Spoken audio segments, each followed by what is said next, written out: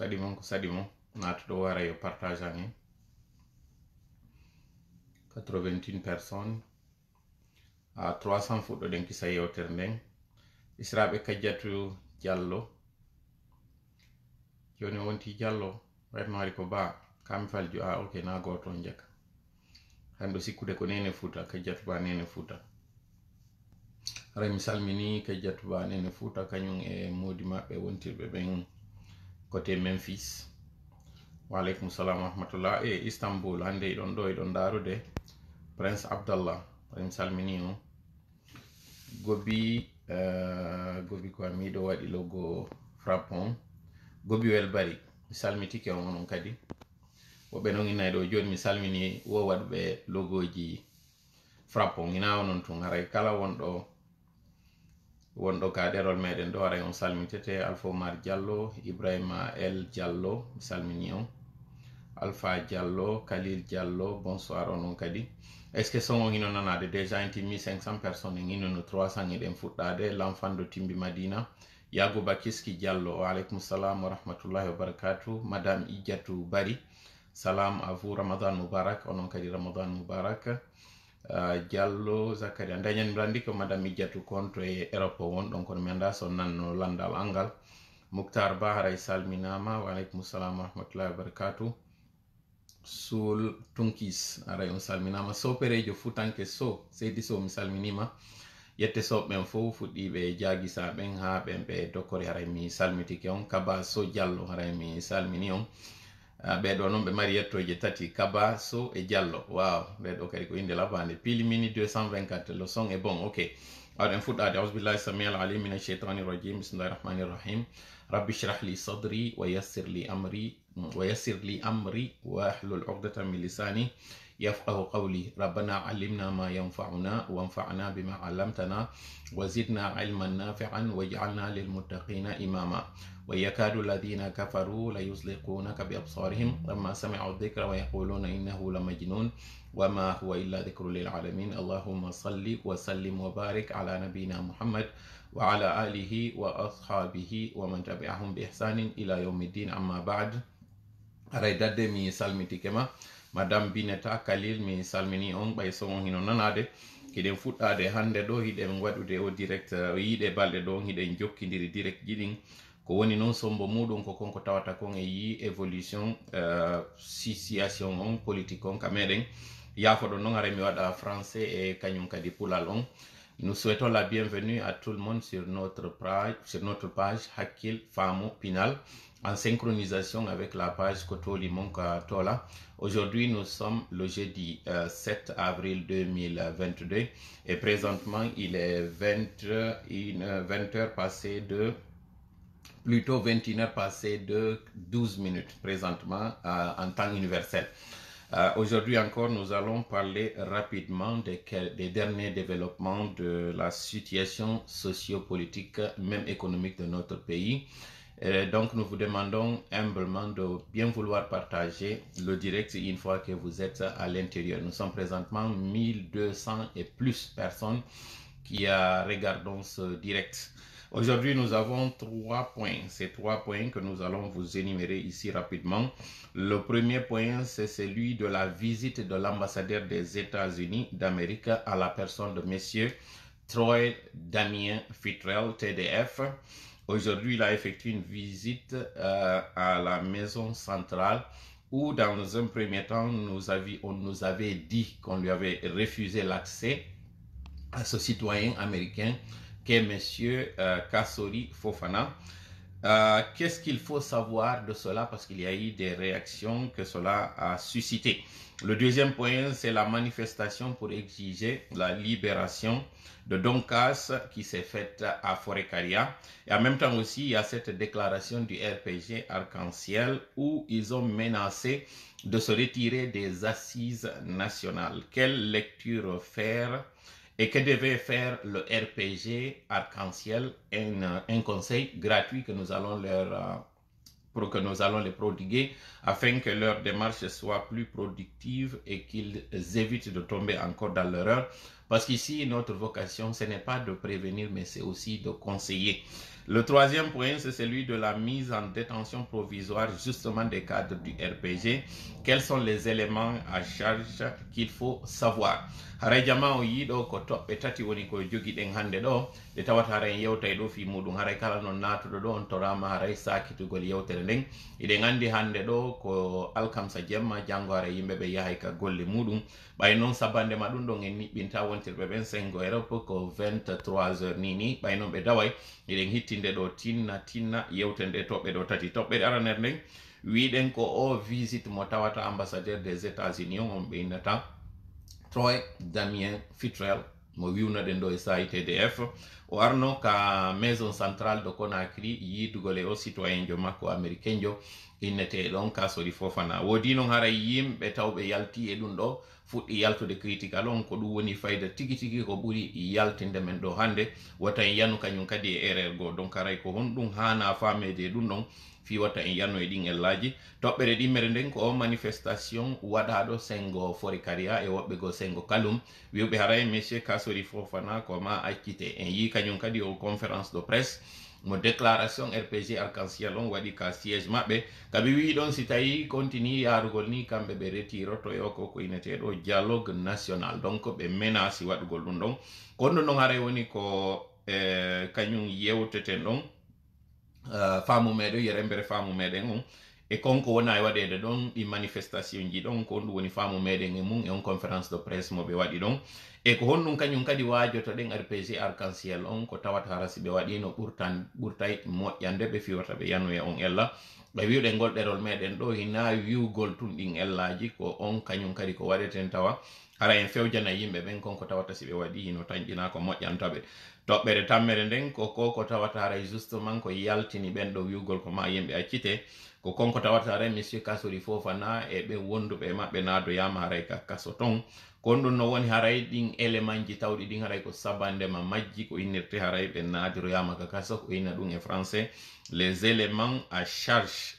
haray ko ɗiɗo woni toɓɓe men tati hande ɗo en ala diverji ko yewteten fi muɗum ko ɗum ɗo woni toɓɓe tati tawɗe haray en yewta fi muɗum mi torike noon Allah newnan ɗo en haray koyɗintingol nde jonde meɗen ɗo yo newnanan o wuufinanmi konko ɓuuri e moƴƴude hanki mi wawano wadde ɗum ɗon sabandema ko tawata kon hari improvisation e ko tawata kon hadde wadde kañum kadi français moƴƴa donc haray wiwɗen yo Allah newnanan mi wawa hawrude sawaba e komi yewtata kon o longinanmi konko ɓuuri e moƴƴude o famina on onon kadi konko ɓuuri e wondude e nafa ko nafata en adna e lahara si tawi ɗum ɗon no waɗi haray yetten mo Allah yetten kañum Allah kanko haray woni ko moƴƴi e meɗen hina gandal an hina doole an si tawi noon kañum kadi haray asko muɗum waɗi haray gogo feren taw seytane ko kanko warne haray yolli ka jonde meɗen ɗo en torike noon Allah no woni noon mo dumbi seytane jiɗin yo woɗɗinmo e nde jonde meɗen ɗo amin ya Allah si tawi noon kadi haray na ɗum ɗon on haray en andu neɗɗo on o timma haray noon joni on torama onon kadi haray timmintingol nden yewtere tawde haray ɗon mi waɗi ella mayle mi mottike haray ɗen fuɗɗade ɗo yewtere meɗen nden yafoɗo noon haray mi jillida e français on mi waɗa taw déjà ɗum ɗo e pulal on sabu ko ɗum ɗo ɓuuri addude lan hande ɗo joƴƴini yeeso moɗon ɗo ne andi fen ɗo ara jama go hino ka juulirde ɗono yoɓe arde hewta ɗo sakito yewtere nde moƴƴa balde bole haray mi salminima amigo Sarata haray mi salminima woɓɓe wi ɗo 4h pour la prière de Fajr on se lève à 4h30 pour la prière de Fajr voilà justement ko ɗum kala tawoɓe ɓen haray niɓɓi moƴƴa yiɗo wawi accude direct on ɗon ha tuma immoye ɗon ka sullagol ndaroyonmo ɗon haray Alpha Ousmane Diallo a salminama donc ɗo e wattana yila moƴƴa no ñande go mi nanno Allah hinno Amaso kako Amaso hino yewta e tindol makko go o inni wosi a inni a wallitoto komojo ko e maɗa han ɗum ɗon heltata o filli ɗon konko tawata neɗɗo go kulloy ɗiɗoy kullum go hari bonoru no laatino arayno e ley leggal ñande wo menasa ndun sondu wonnundu ka hoore leggal wiyandu wondema e ndu liɓu ɓikkum makko ngo ndu ñaama ndu waɗira noon ndu hula ñande goo noon kullum go ari yeeti ndun sondu ɗon inni ene koko wonɗa e wolude ɗon woɗaɗa e yettede ɗon fi mum hulɓineɗa hiɗa tanƴini ndun bonoru ndu wawi ƴewde taw yama dow ton ndu inni o inni wo joni awa si tawi ndu bonoru ari ndu inni ya liɓu ɓikkum mago ndu ñaama wiwndu a waɗata laati bonoru ndum ɓay artoyi ndu wowli ndu waɗi ko ndu wowi wadde kon tun sondu wondu ndun ka dow wi liɓata ɓikkum muɗum bonoru ndun andi wonde ma goɗɗum waɗi goɗɗo haray yeetike o ko honɗum haray ndu hani waɗugol ndu multi ɗon ndun sondu ha ndu landi ndu inni ene ko hombo yeetima wondema mi wawata ƴawde ngal leggal ko hombo andima wondema koko mi woni arde mi hulɓinama ɗo nafata ɓay noon tawi ndun sondu ɗon hari ko komoru ndu wi'i ko kaarijo woni ko yeetila wondema na wawɗo ƴawde bonoru ndun kañum kadi fiɓɓi ka hoore muɗum wondema hihi an on a daɗi hande kadi kono o gerɗo ɗo ha daɗuɗa ɓay tun ko ari o yeetima ɗon ko o wiwnole wota yeeto la wondema ko min ko kañum ko an woni ko waajindu mi ittay mone o iɗen andita ɗum ma on tindo ngolngol juuti yawyay dow ha ndum bonoru ɗon ndu multay ha ndu ara ndu hendoyo ndun sondu waajino ndu nduɗa hendo ndu ñaama haray ko ndu waɗi simi fuɗɗori yewtere meɗen nden ɗo ko par ce que iɗe wadde ngo cippiro ɗo mi wowla mi fillito kañum kadi ɓeɓe wonɗen cippirde muɗum hina dolnuɓe ɓeɓe wonɗon ɓe cippirde muɗum ɗo si tawi e nder duuɓi 60 e goɗɗum e ronku wawde ɓe hina par ce que ɓe dolni ko par ce que ko enen woni hollude fofere angal taskakol moƴƴa ko onɗen e wadde kon ko ɗum waɗi toujours si yana e ellaji maɓɓe goo haray noon ino tawa e ɗin ellaji ɓay alhamdoulillahi rabbil alamina on buus on holli yewtereji ɗin ɗo ko woni e battinde kon ko ha honto ɗum findini hakkille yimɓe buyi haray kono fayin ino heddi ɗin ellaji e ɗin ngakkuji ɗi hanuɗe wattende ilay mum kon ɗum woni ɗin siɗa wadde gere ko ma sendidira on mo wonɗa cippirde mum e on mo wonɗa wallidirde mum ka cippiro malheureusement noon mi yi yimɓe buyi ɓe wonɗen cippirde mum tawɓe haray no mari audience ji ɓay tun kamɓe allah hino newnani ɓe mari page ji facebook kala piyum waɗu kum ɓe yaltay ɓe réagisa e makkum si tawno noon konko ɓe yaltaynoɓe réagisa ɗon ɓe réagisirde no tawata nafa en haray no moƴƴereyno e muɗum par ce que koko mone wadde ɗo ko réaction mone waɗude nde tori noon allah yo hawrindinan e sawaba e ɗi réaction ji ɗi mi waɗata e wino si goɗɗum waɗi hana landaki ko ma tout le temps hara yalta réagisa landaki sabu réaction ji goo ɗi waɗata yewtereji maɗa ɗin ɗi soñjay gon cippiro maɗa ɓuri si a fankuno e français ɓe innay si la parole est d'argent le silence est d'or haray on yii ko tawata ɗo o ambassadeur jo Detroit Daniel Fitrel tawɗo on ko nomaɗo le 21 décembre feƴƴuɗo ɗo remplacement on intérimaire jo tawɗo on ɗon kañum kadi ko remplaci ko omo tawno nawnare covid nde warno ɗo e sayi haray on yi yimɓe no yaltiri interpréti nangue wiwgol wondema ko honto États-Unis wonno fewdo tawno hari kañum donkas hayno waɗude ɗin piiji tawoji hari soñjayno jaman konto donkas wonno fewdo violation de droit de l'homme wonno wadde lagine woɓɓe hay e yeehi nangue wiwgol yo États-Unis retiro e ngo cippire ɗo ina haaju maɓɓe haray wattane yila moƴƴa onon wonɓe e yaltude waɗa nde yewtere par ce que on anda ko honɗum wonɗon e wadde si a wadde cippiro a wawali andude on mo wonɗa e wallidirde e on mo hanɗa cippirgol an a woni kala yaltuɗo a sonkida e makko haray ɗa wadde ellaji moƴƴa ko sifa mo woni e soñjude e ngo cippiro ɗo hande hande ɗo eɗen cippirde e Russie e kala ɓen wowɓe waɓen ɗon fi kala no woɓɓe yiɗata ɗo toujours yom insiste fi ka Russie o iɗen andi e sahi mi inno no Turquie Erdogan ni no wi'i ko wonɗo e dartanade dina kono e nder ko woni e dartanade dina kan himo dartodude e ɓen tawoɓe ko wonɓe dartade dina kan tigi o wallidira e maɓɓe e piide misal mi wiwno wondema kanko Erdogan si tawi mo nunɗi e nder cippiro makko ngo wondema ko dartantewɗo dina islam fewdo nangodirno e France fi on ɗum kanko e Chine hiɓe jonnidiri juuɗe alors que noon Chine hino warde ɓe musulman ɓe Ouïghour minni on tuma c'est une question de logique en même temps kañum kadi en yi konko tawata haray Russie kañum kadi waɗi par rapport e o ka cece noon koɓe nangodiri ɗo e Ukraine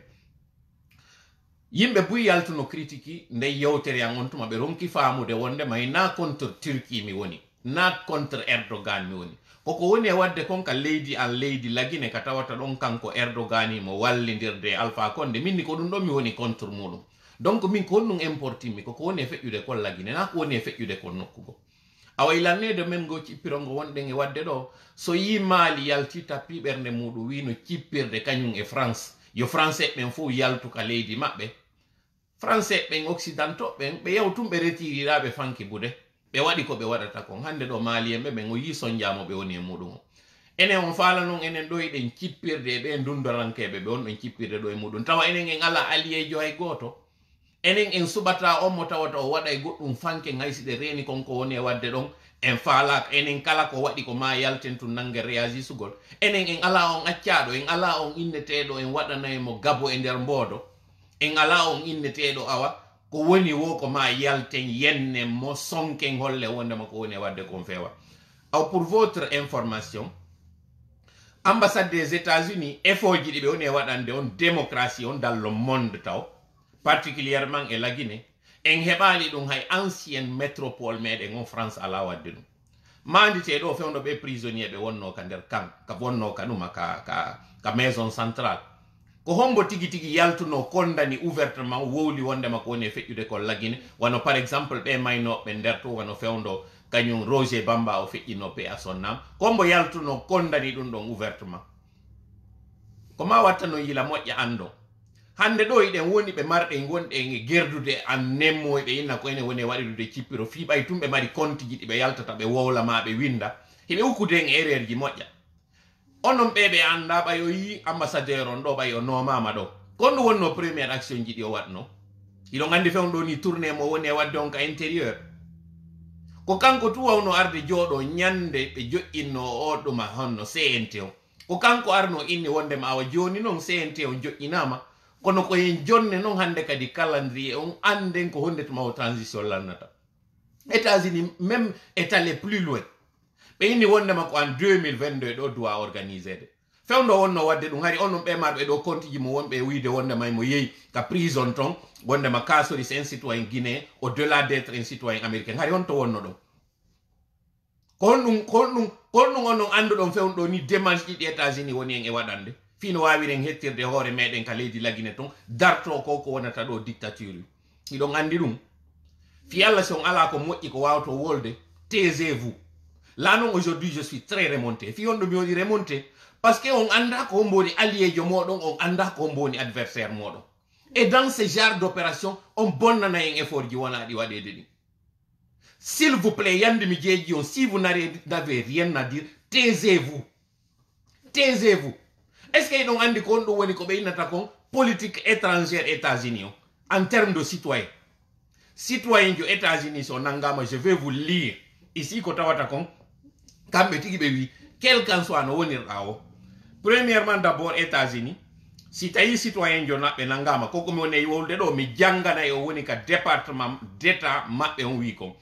le département d'état s'engage à assurer un traitement juste et humain pour les citoyens américains emprisonnés à l'étranger. Ça c'est une règle générale mo tawata États-Unis ɗum ɗon kala citoyen jo maɓɓe ka nanga parce que enen leydi meɗen ndin ko fussaqiri fewndo ɗo ni pour manque de leader citoyen ɓe guinéen ɓe fewndo ɗo wonɓe ɓen Ukraine est ce que ɓe rapatriama guere on ka woni ton étudiant ɓe wonɓe Russie ɓen kon ɗum gouvernement meɗen o waɗani parce que ko fussaqiɓe marɗe nder ton ɓe waɗali ɗum ɗon États-Unis noon kañum citoyen jo mum ɓe wawi yaade ɓe bombarda hoɗo yelo fi yaltingo citoyen jo maɓɓe goto parce que kamɓe citoyen ɓe maɓɓe ɓen hino hitti ka guiɗe maɓɓe awa koko ambassadeur jon immi yehi ka prison ton na yewgol yaltinoya kasori ko devoir mo tawata kamɓe États-Unis ɓe mari hay on wonɗo criminel jo ɓe yimoto ɓe ya nder ton ɓe anda on tigi ko jogue hon ɗum joga e ɗon andi taw est ce que kasori kaka kaso ton o waali est ce que iɗon andi ɗum yawgol makko ɗum ɗon on anda kañum kadi no tawa mo yawgol anda tigi tigi effectivement est ce que ko ton o woni aw acce yandi watta no yila moƴƴa et le plus important konko tawata haray ɓe waɗata parce que ɓe wowli konko ɓe waɗata kon e konko waɗata min partage no yay on ɗo capture d'écran ji ɗi réglement ji ɗi ɓe mari si goɗɗo citoyen jo maɓɓe nangama ko ɓe arata kon ɓe waɗanamo nder ton mais le plus important ko ɓe wi konko tawata haray ɓe wawata waɗude c'est de faire sortir les citoyens américains de prison ɓe wawata ɗum ɗon ɓe wawata arde yaltina goɗɗo e prison ka yimɓe woni e yaltude wiya ɗo e ino ɗo mi holla on ɗum on ka windi ɗon parce que non ɗo mi interrompo direct mi hollo e on ton ino ton ce qu'ils savent faire ce qu'ils peuvent faire et ce qu'ils ne peuvent pas faire ce qu'ils ne peuvent pas faire ko piiji joyi ara num ɗum e majji les États-Unis ne peuvent pas faire sortir les citoyens américains de prison ɓe wawata deuxièmement témoigner au tribunal en faveur d'un citoyen américain ɗum ɗon kadi ɓe waɗata troisièmement kañum kadi fournir des conseils juridiques ou représenter des citoyens américains à l'étranger ɗum ɗon kadi ɓe waɗata quatrièmement servir d'interprète ou de traductions officielles ɗum ɗon kadi ɓe waɗata jowaɓum ɗum payer de frais juridiques médicaux ou et autres pour les citoyens américains à l'étranger yimɓe ɗon nanga yaltugol ɗo nanga kondana on nani hiɓe yewti nder ton dans leur règlement ɓe arata ɓe yaltina goɗɗo e kaso quel qu'en soit ko ɓe waawi ko tuma on tigi tawi gaynama ñaawede si o ñaawama noon ɓe ara noon hannde kadi ɓe lando extradition on tigi o yaha o purgeoya peine makko on ka nder pays maɓɓe ko ɗum ɗon ɓe waawi ɓe wala États-Unis ala on pouvoir argol yaltina citoyen jo dans un pays deuxièmement kañum kadi ɓe wawata arde ɓe wona interprète jo goɗɗo si par exemple nanata haala ka na kam ɓe arata nantina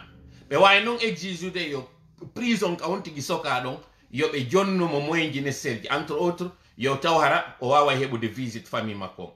entre autres yo taw ka woni ɗon on hara traitement o wawatamo bonnonde ɓe jonnamo kañum kadi ko innete ko règle ji ɗin ko onno par exemple o wawata humpodirde e avocat ɓe États-Unis no waɗa ɗum ça c'est une règle générale woni ko ka sori woni ko damanta woni ko wonɗo wo wonɗo si a woni citoyen jo américain jo ko devoir ambassade maɓɓe on immagol ya waɗa ɗum donc mi torike on mi jeeji on son anda procédure on anda ko wowlo ton taw nangu yiwgol tun fi o immike o yeehi ka prison ton sikkon ko yaltingol ka sori o yeehi ton ko naɓimo ko nder to mi wata jonnude détail ji ɗin ɗo fo mais ko mi yeeti on ɗo kon ko konko tawata haray ko règle générale kala ka citoyen jo américain jo en fof ɓe ndaari ɗi film ji Vietnam no fewnoɓe yaynoɓe waɗa guere ɓe imminayno mission yawgol yaltinoya prisonnier jo gooto nangaɗo e nder ɗuma camp militaire vietnamien ɗum ɗon le ko depuis toujours ko non américain ɓe citoyen jo maɓɓe haysi ko a bonnuɗo si a woni e nokkure ɓe aray ɓe ƴewtoma ɓe anda ko honno woni alhaali ma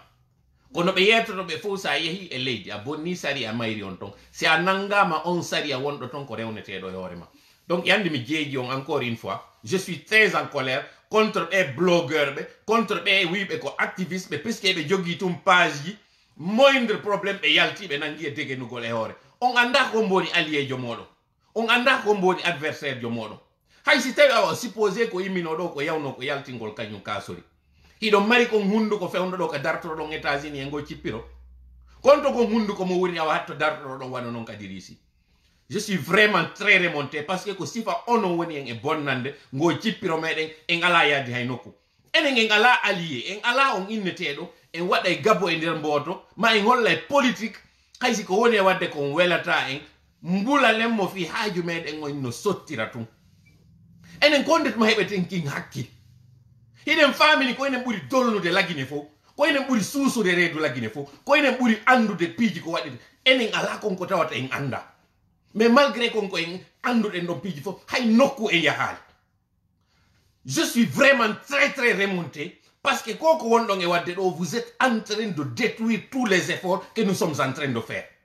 tout simplement parce que on anda qu'est-ce qu'il faut faire et qu'est-ce qu'il ne faut pas faire yalte ɗo woɓɓe nangay yoygol ton ko non fo woni e waɗude ngal retard parce que États-Unis ko États-Unis ok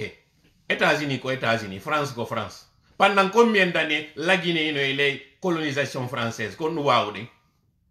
gibi yaltuɗen indépendance hiɗen jokki ɗo han joni e tappugol ɓernde meɗen hiɗen famini enen e wawi goɗɗum fus en fakali ha joni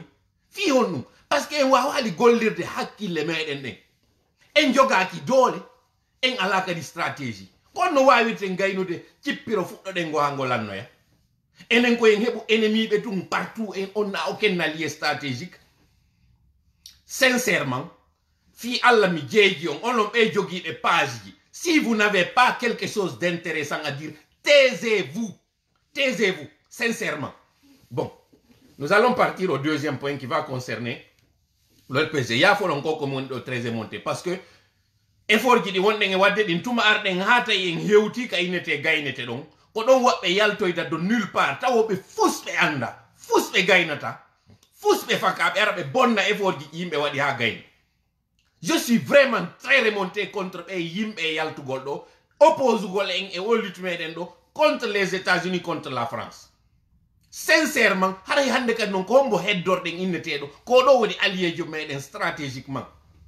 tawowo si en fuɗɗama hande fuƴede ɗo yaltowo on inna moodi ɗum ɗo wata gasude stop arrêté kombo marɗen o onon ay États-Unis on accali a supposé ara koko yaltuno waɗi ɗo na ko moƴƴi ko ɗum wawan ɗon monon joni ko konko yaltoto en koye smartphone moye mon e yaltugol wowla inna wonde mala Guinée ce n'est pas les États-Unis ko ɗum noon ɗum gaynanta on konko wowɗon ɗon Kon num faki hande do ngo cippiro meden. On ronko ay wogol dartagol France, on ronko dartagol hay koy fussaaji o wonko e nadde quartier ji modum, ukayite modum o wawali ben ko États-Unis wonno ngi dartade, wonno ngi darde yenna. Sincèrement hatta mi darna do directement parce que ko dum do buri mi addude hande jodo yeso modon do yewta. Point je luttuden fof ko détail moni joni kono ko dum do buri mi sonjude hande do nini. Parce que toujours vous êtes en train de détruire les efforts. Toujours vous êtes en train de nous mettre à mal contre tout le monde. Sincèrement, si on mari be yewton, imme yawon fewto rusi ma imme yawon tawyon, mama di dumbo ya do yeto do moko woni wadde kon kella. Si on mari goddo way wolde gonga, hi don andi saria, fewte ben no yeyta wombe.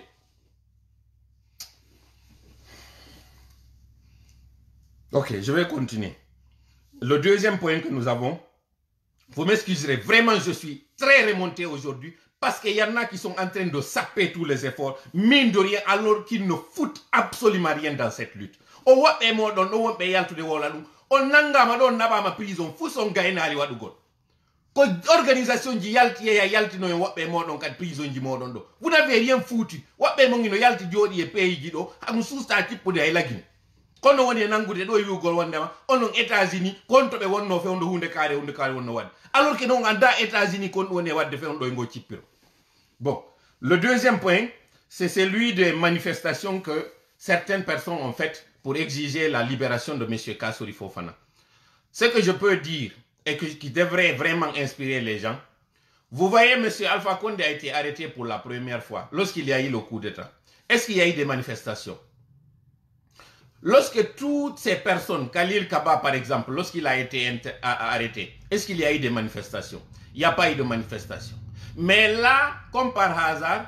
lorsqu'on a arrêté M. Diané, lorsqu'on a arrêté M. Kassory, il y a eu des manifestations pour exiger la libération de M. Kassory et pas les autres. Là, je m'adresse au RPG Arc-en-Ciel. Vous, la famille politique. Je sais que d'aucuns vont critiquer ce que je suis en train de dire ici. Parce que pensant que je suis en train de m'occuper de ce qui ne me regarde pas. Je l'ai dit ici et je l'ai répété. Nous sommes des adversaires politiques, nous ne sommes pas des ennemis. Et aujourd'hui, nous avons un adversaire commun, qui est le CNRD. Si vous avez été victime d'un coup d'État, ce que nous avions salué à l'époque, mais nous ne pouvons pas nous asseoir et applaudir l'injustice lorsqu'elle est en train de se faire. Qu'est-ce que je veux dire par là?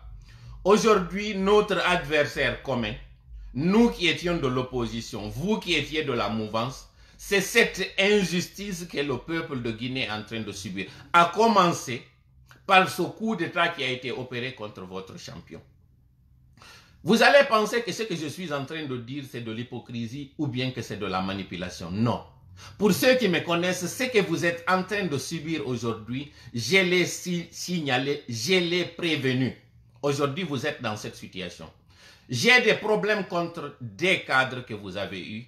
En l'occurrence, M. Kassory, je suis son adversaire et je m'oppose à ce qu'il est en train de faire. Aujourd'hui qu'il a été arrêté, vous avez vu ces militants au niveau de Forécaria qui sont sortis en tenue rouge pour dire qu'ils sont du GPT toujours, pour exiger lui sa libération. Pourquoi la même chose n'avait pas été faite pour exiger de libérer M. Alpha Condé? Si sincèrement cette personne ou ce parti GPT qui a fait une fusion avec vous, ou une alliance, ou une fonte, ça dépend des cas, pourquoi il n'avait pas fait la même chose pour exiger à ce que votre champion soit libéré? Aujourd'hui, ce que je suis en train de vous dire, je voudrais que vous le preniez de manière sincère,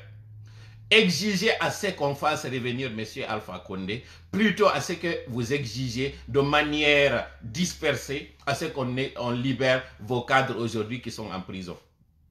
Vous connaissez très bien que la procédure a été biaisée par la CRIEF. Vous connaissez très bien qu'en tant que tel, le dossier pour lequel M. Kassory, par exemple, aujourd'hui est en prison, n'est pas le véritable dossier pour lequel il doit être mis en prison. Parce que, à ce que je sache, toutes les preuves qui ont été, pour parler de charges contre lui, toutes les preuves qui ont été exhibées, il n'y a aucune d'entre elles où il y a sa signature, par exemple, où c'est lui réellement qui est incriminé. Et vous allez voir dans les jours à venir que le dossier, si elle n'a pas été vide, il y a eu vice de procédure. Donc, ce qui veut dire qu'en réalité, si la loi est vraiment appliquée en Guinée, M. Kassory et tous ses compagnons de cellule aujourd'hui doivent être libérés. Pourquoi, à votre avis, il y a eu ce vice de procédure ou vice de forme? C'est fait exprès. Voilà pourquoi nous sommes en train de dire et d'insister que c'est du cinéma qu'ils sont en train de faire. Mais entre-temps, il y a de la manipulation qui est en train de se faire. Cette manipulation, c'est celle de vous faire oublier que M. Alpha Condé devait revenir au pays. Si vous devez aujourd'hui exiger quelque chose en faisant vos manifestations, ce n'est pas par exemple d'exiger ou de menacer de vous retirer. Cette menace de retrait, lorsque nous étions retirés des processus, lorsque vous étiez au pouvoir, vous aviez dit que cela ne vous faisait ni chaud ni froid. Aujourd'hui, comme par hasard, vous vous retrouvez dans les mêmes situations où nous étions il y a quelque temps. Lorsque nous avions exigé à ce que le CNRD fasse venir un médiateur étranger, vous aviez dit que la Guinée était indépendante et que nous étions souverains. Aujourd'hui, comme par hasard, vous vous retrouvez à faire les mêmes réclamations que nous. Alors que si nous nous étions donné les mains, vous qui êtes déchus, nous qui cherchions le pouvoir, nous ne sommes pas des ennemis, nous ne sommes que des adversaires. Faisons la lutte commune afin que nous combinions nos efforts, exiger à ce que le CNRD nous fasse revenir dans un état dans un régime constitutionnel. Mais aujourd'hui, vous êtes en train de vous disperser pendant que votre parti est en train de mourir à petit feu. Vos cadres, il y a eu d'abord une désintégration de vos anciens alliés, voyant que le navire est en train de chavirer. Toutes ces personnes qui vous conseillent aujourd'hui, en réalité, ne vous conseillent pas ce qui peut amener véritablement la solution à ce problème. Vous avez vu ces manifestations qui sont en train de s'opérer ça et là. On n'exige pas à ce que M. Alpha Condé revienne. Allez au Burkina. Vous avez vu ce que cette transition, cette gente a fait. Elle a autorisé M. Marc Kaboré à regagner son domicile, avec d'ailleurs une protection. Pourquoi la même chose ne peut pas se faire pour M. Alpha Condé? M. Alpha Condé, c'est un citoyen guinéen, même s'il a la double nationalité française, mais il doit revenir en Guinée. S'il doit faire face à la justice, c'est en Guinée qu'il doit faire ça. Ce n'est pas en étant un exilé. Combien de présidents aujourd'hui nous avons en exil? 3. M. Dadis, M. Sekouba et aujourd'hui M. Alpha Condé. Vous voulez prolonger cette liste d'anciens présidents qui vont se retrouver à l'étranger comme si ce ne sont pas des Guinéens? Vous avez vu ce que les États-Unis ont fait. Les États-Unis nous ont donné une véritable leçon de démocratie et de stratégie. Les États-Unis savent très bien que leur citoyen est fautif. Mais les États-Unis ne sont pas venus abandonner leurs citoyens. Ils sont venus s'enquérir de l'état de santé et du traitement que leurs citoyens est en train de subir aujourd'hui en prison. Pourquoi vous, les militants du RPG, en faisant vos manifestations, vous ne vous joignez pas à nous pour qu'on exige ensemble le départ du CNRD et l'organisation d'élections? Parce qu'après tout, ce sont les élections qui doivent nous départir. Ce n'est pas en mettant tel en prison ou tel autre en prison, d'ailleurs en violation totale des règles et procédures en la matière. Ce n'est pas en faisant cela que le CNRD pourra régler le problème. Vous avez vu ces fuites en avant que le CNRD est en train de faire. Le CNRD est en train de nous diviser, nous faire croire qu'il est allié à l'un ou à l'autre, alors qu'en réalité, le CNRD ne cherche qu'à se frayer son chemin. Le CNRD ne cherche qu'à se maintenir au pouvoir en nous divisant, nous les Guinéens. Certes, nous étions en opposition après ce forcing électoral de 2020. Mais nous n'étions pas divisés de cette façon-là. Vos cadres étaient en liberté. Aujourd'hui, revirement de situation. L'an passé, à pareil moment, c'était les cadres de l'UFDG qui étaient en prison. Aujourd'hui, vous comprenez alors la difficulté qu'ont des groupes lorsque leurs leaders sont en prison. Et regardez, malgré cela, nous n'avions pas paniqué à l'époque. Lorsque nous avions exigé à l'époque qu'il y ait du droit, qu'il y ait le respect de la loi, vous nous aviez traité à l'époque de loubar. Vous nous aviez traité à l'époque d'anti-guinéens. Aujourd'hui, comme par hasard, vous vous retrouvez dans la même situation que nous. Nous ne sommes pas en train de rire cela. Parce que rire de votre malheur, c'est de préparer nous aussi la même chose à ce qui va nous arriver. C'est-à-dire, vous aussi, vous allez rire de nous demain. Rira bien qui rira le dernier. Nous ne nous mettons pas dans cette situation où nous allons rire les uns des autres. Non. Nous sommes dans le même panier aujourd'hui. Nous sommes dans la même situation. Donc, une raison de plus que nous joignions nos efforts afin que nos forces soient ensemble. Si auparavant, les manifestations ne se faisaient qu'au niveau de l'Axe ou bien au niveau de certaines régions, pensez-vous que si toute la Guinée se met debout ensemble pour exiger le respect de la loi, pensez-vous que le CNRD sera fort? Le CNRD n'est pas si fort. D'ailleurs, nous seuls, nous sommes en mesure de combattre le CNRD, comme nous l'avons fait pendant ces 10 dernières années avec votre champion. Mais si nous sommes ensemble, ça peut nous réduire le travail, ça peut nous écouter le délai. Donc, soyons ensemble. Je vous appelle, vous, du RPG. Je m'adresse à vous, sœur Domani. J'ai vu votre déclaration. Je m'adresse à toutes ces personnes aujourd'hui qui se sentent victimes. Mettez de côté ces égos. Mettez de côté ces manipulations. Mettons-nous ensemble et exigeons purement et simplement ces assises dont vous menacez votre retrait. C'est que ça sert à quoi? Vous avez vu ce cadre de dialogue hier qui a été instauré par le CNRD. Ce n'est que du tape à l'œil, ce n'est qu'une fuite en avant, ce n'est qu'une diversion. Cette diversion permettra au CNRD de gagner du temps et de dérouler son tapis. Pendant ce temps, votre champion est à l'exil. Il est à l'étranger, interdit du territoire. Quel que soit aujourd'hui le traitement qu'il a, c'est un citoyen guinéen. Il doit rentrer en Guinée, faire face à la justice dans les règles de l'art. Ces citoyens, ces cadres qu'on a aujourd'hui mis en prison, ce n'est qu'une façon de tuer votre parti. Vous avez vu ces dislocations, comme je vous dis, vous avez vu ces personnes-là aujourd'hui qui se désolidarisent de vous pour voler tout seuls de leurs propres ailes. Ça, ce n'est pas bon pour votre parti. Et cette personne qu'on a mise à la tête de votre parti, c'est une personne qui joue pour ça, qui prêche pour sa propre chapelle. Vous avez vu, ils ne sont pas sortis pour dire d'exiger de libérer Alpha Condé. Ils ne sont pas sortis exiger à ce qu'on libère les autres. Ils sont sortis à Forêt-Caria pour exiger la libération de M. Kassori. Ça doit déjà vous interpeller et vous faire comprendre combien de fois M. Kassori est en train de faire son propre jeu. Aujourd'hui, lui, il a bénéficié du soutien des États-Unis, soutien entre guillemets, de l'attention, je devrais dire. Est-ce que c'est la même chose que votre champion a eu? Est-ce que la France aujourd'hui a exigé à ce que M. Alpha Condé soit rétabli dans ses droits? Quand je parle de ses droits, qu'il ait droit justement à un avocat, à un procès équitable. Est-ce qu'il a eu droit à ça? Non. C'est nous les Guinéens qui devons faire face à cette situation. Donc, mi yaanu joni e toɓɓere tammere nden rayon yafoto ɗo yewtere nde mi waɗi ɗo nden ko kañum RPG ara mi fewtini nde muɗum toɓɓere tammere nden ɗo noon ko détention provisoire o mo ɓe waɗi ɗo mo tawata on hankin men innuno wondema ko cinéma ko mi ɓuri yiɗude ɗo ko o sorti mo kañum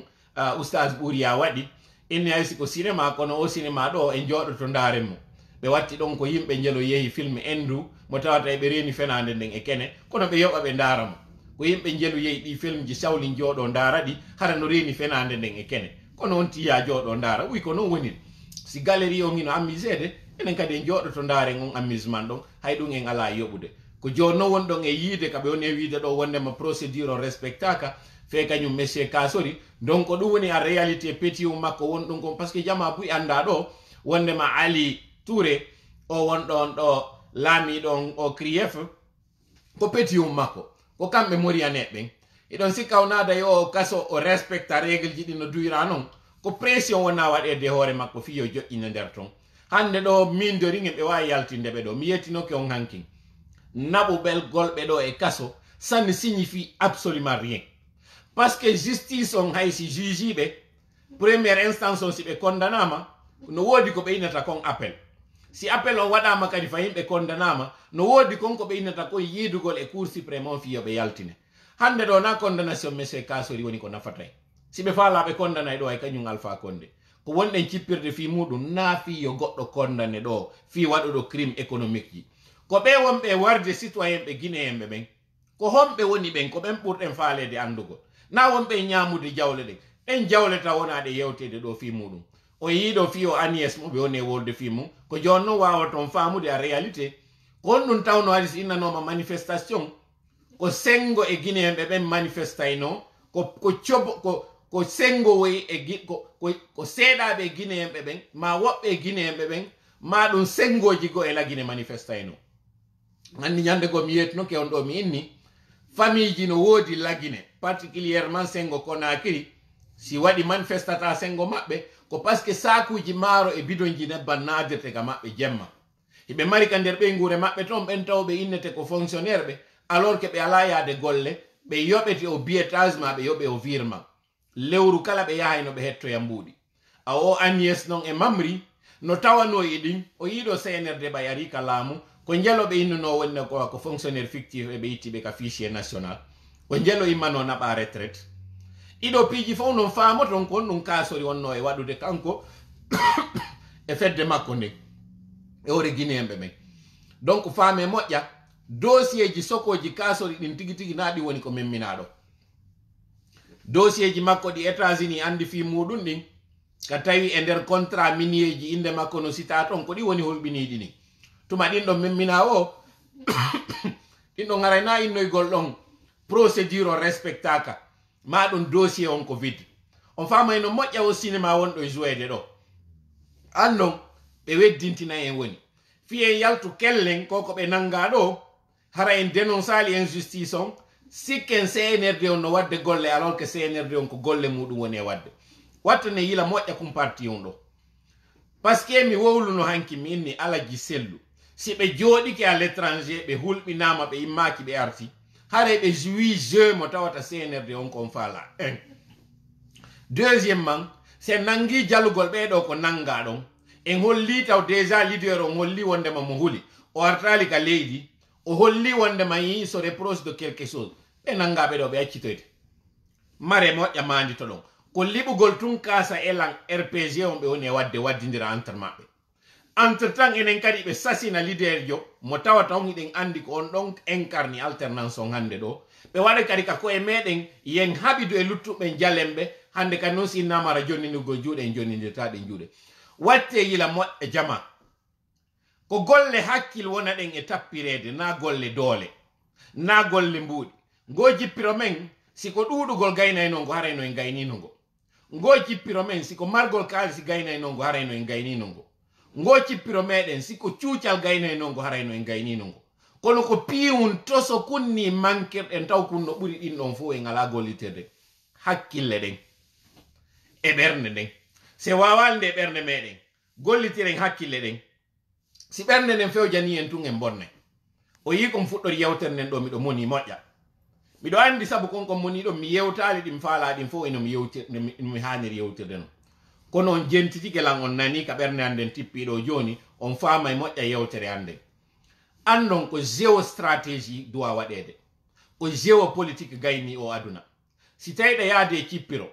ammo nangodirɗa woyɗa sonkidude makko hare finalement ko mbo mari probléme on ko mo wonɗa cippirde muɗum on kako a wonɗo e wadde cippiro ngon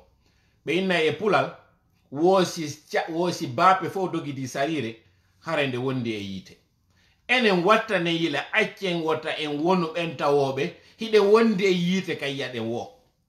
ardinen hakkil hollen faamu hollen ƴoyre sen hollali ƴoyre hare moƴƴali nana ɓe inna pulloy no mari hakkil pulloy no ƴoƴi pullo ƴoƴa o mala hakkil ma simo mari wala ke gollirde yafo ɗollan noon nde yewtere fi on ɗum kin hakkil ki siki nafalima ki addanama konko moƴƴi haray na hakkil non ko bonki wonduɗen bonki noon français ɓen iɓe sendinir koko inete intelligence e malice si ɓe inni goɗɗo ile malen haray mo mari nden ƴoyre nde o wata wadde goɗɗo on sonjo kanko o daɗa ko ɗum ɓe innata malen wonɗo intelligent on non ko on wawo wadde goɗɗum ko tawata nafay mo nafa kadi waɗaɗo hoore muɗum ko ɗum ɗon mi faala en gollitir so yiyen wiyay hakkil faamu e pinal c'est pas pour rien hakkudidirɗen ɗin on nanino définition mo mi waɗuno on fi hakkil kin ko honɗum woni hakkil ko honɗum woni marɗo hakkil e on jogiiɗo hakkil ko hombo woni on marɗo faamu ko honɗum kadi sendi gandal ngal e faamu on ko honɗum kadi waɗi pinal ngal on marɗo pinal haysi mo mari gandal e faamu haray himo ɓuri luttuɓe ɓen tawɓe ɓen ko gandal ngal tun jogima faamu on tun wattane yila moƴƴa finen sen finali mi wolni on ɗo haala kon ala wattande yila e makka minni no woodi ko yewtete waɗetake no woodi ko waɗete yewtetake wattane yila moƴƴa e nde yewtere am so wattana yila e nde yewtere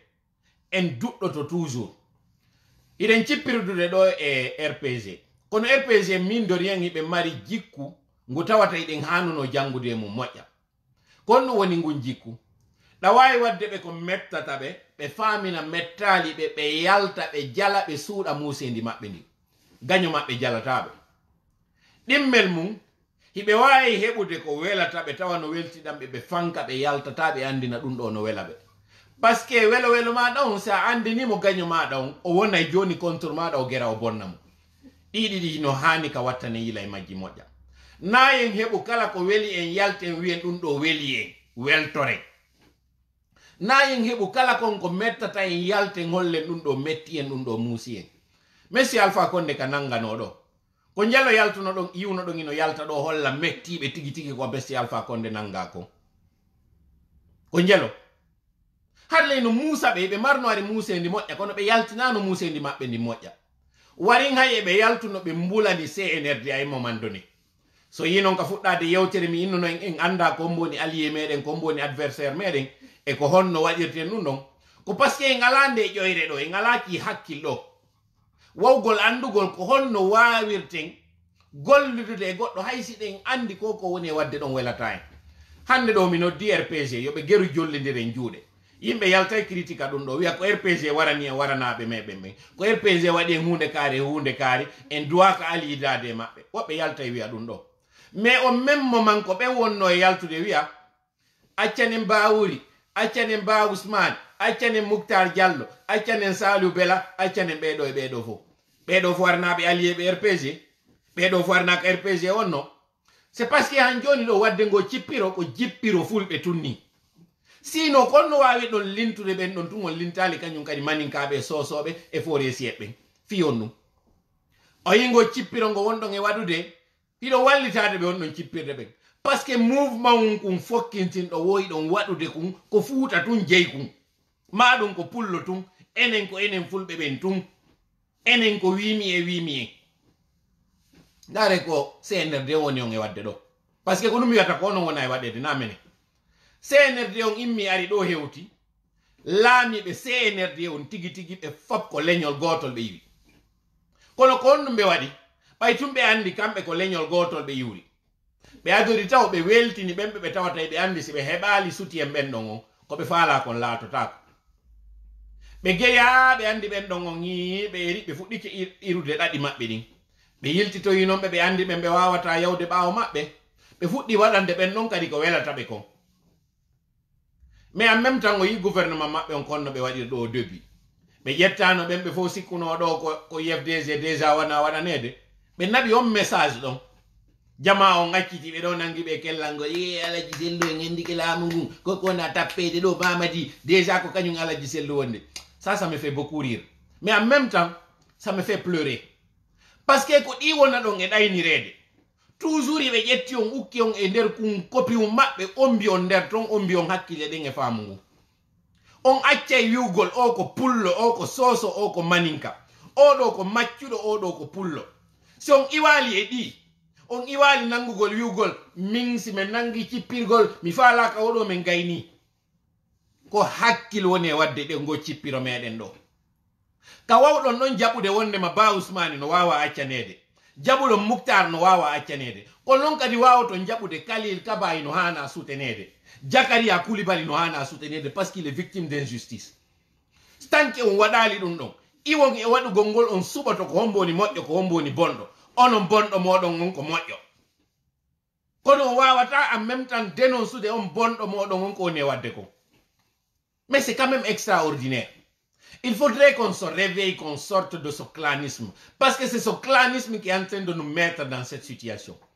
Vous êtes tellement manipulés, vous êtes en train de faire le jeu de vos adversaires. Parce que ce que vos adversaires cherchent à faire, c'est de vous rendre dans une petite portion de la Guinée, vous faire isoler en faisant croire que vous êtes les mal aimés.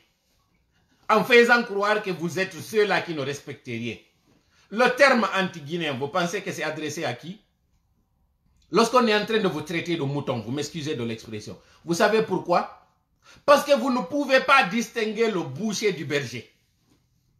Lorsque vous ne pouvez pas faire la différence entre celui qui vous envoie au pâturage et celui qui vous envoie à l'abattoir,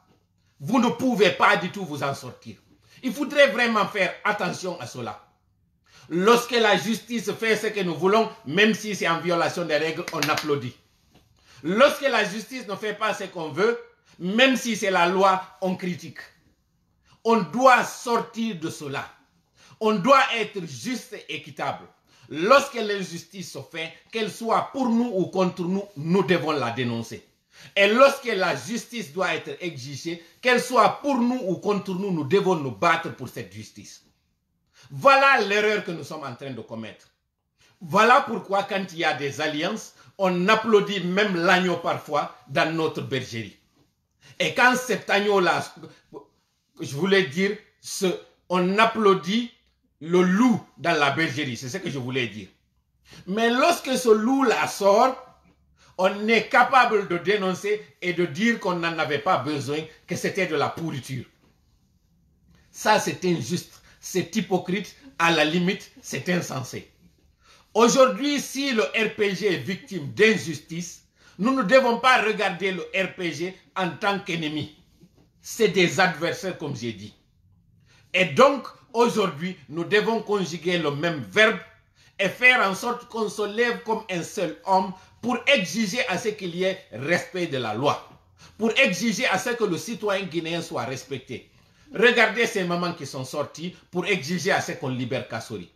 Et ces mamans parlaient justement d'intérêts pécuniaires, de quelques avantages qu'on leur faisait. Voilà maintenant les résultats de cette manipulation. Ces cadres-là, par exemple, que vous dites qu'ils sont générés envers vous, qu'ils vous ont fait ceci, qu'ils vous ont fait cela. Mais c'est leur devoir. Vous êtes les citoyens qui payez vos taxes. Vous êtes les citoyens qui faites qu'eux, ils partent au bureau. Ils sont vos employés. Donc, ces employés, lorsque ces employés vous rendent service, c'est leur devoir, c'est votre droit. Mais puisqu'il y a l'ignorance du droit du citoyen et de ses devoirs, on va continuer de vous donner des miettes, vous payer de l'argent pour sortir et exiger la sortie de tel ou tel. Ce que vous deviez exiger, c'est qu'on vous rende l'argent qu'on a volé. Ce qu'on vous rende ces citoyens qu'on a expulsés ou qu'on a exilés. Qu'on fasse sortir de prison ces innocents qui qu'ils soient. Que ce soit ces innocents pendant votre règne et les innocents lorsqu'on vous a destitué. Ça, c'est ce que nous devons faire. Et cela, nous ne devons pas regarder le Guinéen, le Malinké, le Soussou, le Forestier ou le Peul. Nous devons regarder le citoyen guinéen tout court. Exiger à ce que ses droits soient respectés. Je vous ai dit que cette visite de l'ambassadeur des États-Unis à la maison centrale devait nous interpeller. Les États-Unis n'abandonnent jamais leurs citoyens. Qu'ils soient fautifs ou qu'ils soient à règle, ils les assistent. Nous, Guinéens aussi, nous devons nous inspirer de ces États-Unis et venir en aide, en soutien à nos citoyens. Le prophète sallallahu alayhi wa sallam avait dit à ses compagnons, soutenez votre proche, qu'il soit fautif ou qu'il soit à règle.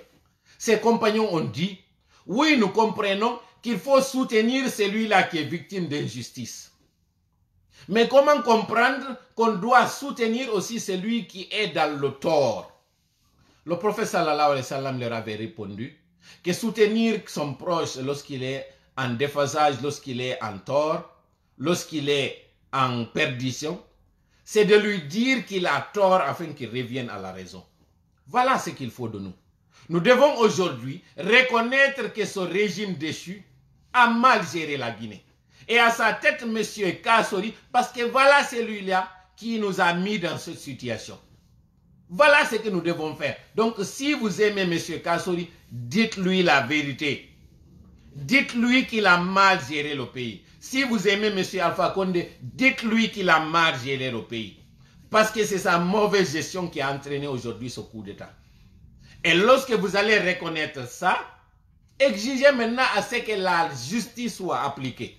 S'ils ont volé de l'argent, qu'ils rendent l'argent. S'ils ont tué des citoyens, qui répondent de leurs actes. Mais lorsque nous nous divisons pour des intérêts égoïstes, ethniques ou pécuniaires, nous allons toujours subir cette injustice, nous allons toujours subir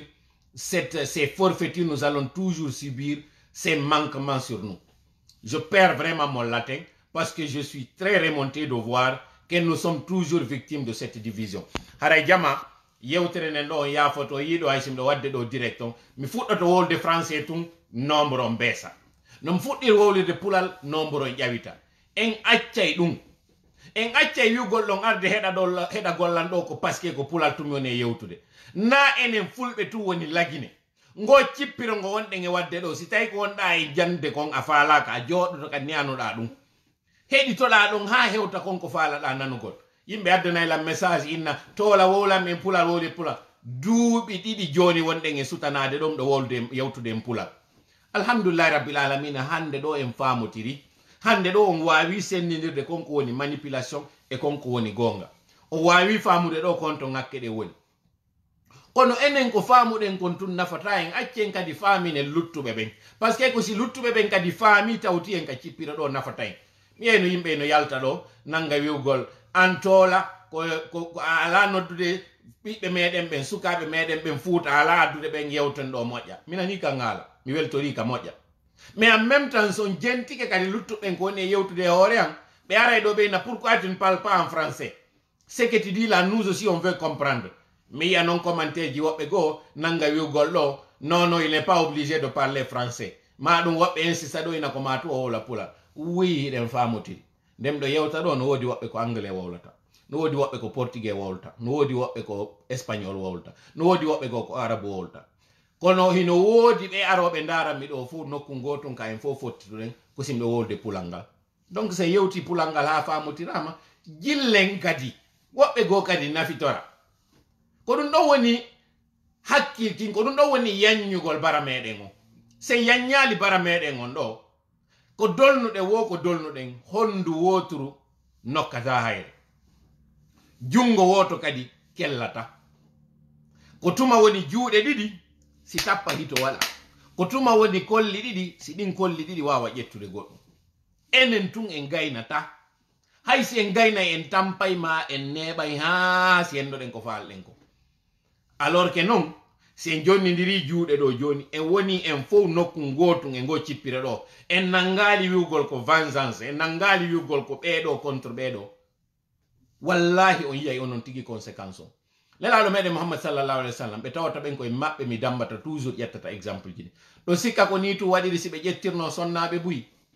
ɓe sonnaɓe ɓe ƴetti ɗo fof hiɗon sikka haray ko faale tun sonnaɓe nono hino tawa e hikma mo tawata ɓe ƴettani yimɓe buyi ko tawata kon ɓen ɓe ƴettani ɗon fuu ɓe waɗidata e maɓɓe gere ɓe waɗi diye maɓɓe alliance kala kadi ka ɓe nanga cippirogol ɓen ɗon yiyata e ɓe cippirede ronka arde wallitoɓe ko ɓen ɗon no woni hayrul bachar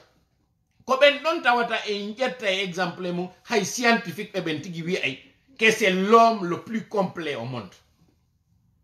ɓen ɗon non enen e wata jangude e maɓɓe anden ko leñol maɓɓe ngol taw ati cippirde ɓe kono nde ɓe yewnoɓe heɓoy doole ɓe arti ɓengure maɓɓe nden tawno alaka dartotoɓe tawno ko ma iwtira ɓawo maɓɓe tawno ko ma taw wernaɓe ñande ɓe fokkitano makka pour la première fois ɓe yilta ɓe wawno wadde nden ñande guere num kono nden ñande ɓe warorayno yimɓe goo tawnoɓe fi yeeso si feƴƴoyino yeeso ɓe gomɗinayno ma tawnoɓe nden ñande ko ɓe mawɓe woɓɓe goo taw ɓe heɓoyte ko ɓen dartanoytono diina kam faame moƴƴa on parti ɗo doole ɗen hina ɗe ɗo na ɗe woni doole ɗen ko ɗe ɗo si a heɓali ɗe ɗo haray a fannama ko ɗum allah on daalika nder deftere makko bada usbillahi min cheitani rajim wa man utiya al hikmata faqad utiya hayran kathira kala on okkaɗo gandal ngal no gandal ko on on hikma mo wonɗon nande hoore mum ko politique on ko on politique woni hikma en nana définition ni lan ɗo ko on woni hikma tigi addanol lan ɗo exactement définition hikma on hara koye mo goto ko on ɗum woni hikma mi landike on ɗum yaltinani lan ɗo définition hikma on hara ɗum ɗon ko ɗum ɗon firti hara sa addi ɗum ɗon ko hikma net hara natali piiji ɗiɗi hara adda e tum wona ɗum ɗon ko faamu ko hakkil ko gandal ko ɗum woni hikma woɓɓe wiɗo wisdom ko anglais wonɗon e yewde e pulal ko on ɗum woni hikma tigi inne kaari no mari hikma ko on ɗum woni ɗum hikma on ko hombo woni on donc haray wattane yila moƴƴa miɗo haadinde ɗo yewtere nden mi toriki allah woɓɓe inni ko faamu hikma on ko faamu hikma ina famutum hikma hina famutum hikma ko piiji tati hawtindiri waɗi hikma ko gandal ngal e hakkilkin e faamu on ko ɗiɗo woni hikma goɗɗo ino wawa wonde intelligent kono hara o janga goɗɗo no wawa jangude hara wona intelligent mo wawa jangude wona intelligent kono hara o fina hara o wawata andude ko holno o wawirta o yewtude goɗɗum o yewta gokkunni faamo buy o waɗa gokkunni battina buy ko ɗum woni hikma hikma on o wawata ko definisade ni tun e pulal hikma on ko ma jokkidira ɗi tati ɗi yiwɗon mi alñani on hakkil faamu e pinal on ko ɗiɗo woni hikma sina ɗum annabi sulaymana wawata no faljitude bemmu annabi dawuda ko paske allah okkoriɓe konko wiyeteno on tuma on hikma ɗon nu on faamu ɗon gum faamu ɗon paske hikma ino ton e faham ino ton ka arabu iɓe andi ɗum arabu ɓe mari konko ɓe innata ilm ɓe mari konko ɓe innata ɗum ɓe mari ko ɓe innata hikma ɓe mari konko ɓe innata fiqhu kañum kadi si kaari innama alim ɓe wimo faqih hiɓe wimo kañum kadi iɗi mari inɗe no mari degré ji bus miɗo andi oustage ɓen ɗo oustage ɓeya en hono nour abou nourayni ko ɗum oustage soaybou ɓe falji taylan ɗo joni ɗo mi falju ɗo oustage aluseyni sénégal en ɗo ɓe tappanmi ka kollima ɗum oustage mouhamadou wuri en ma nanduɓe maɓɓe haray miɗo accirde ni wota mi nangu e faljugol ɗo haray mi toriki allah e wonu ballo meɗen yo hawrindima en sawaba allahumma salli ala sayyidina muhammad wa sallim wassalamu aleykum wa rahmatullahi wa barakatuh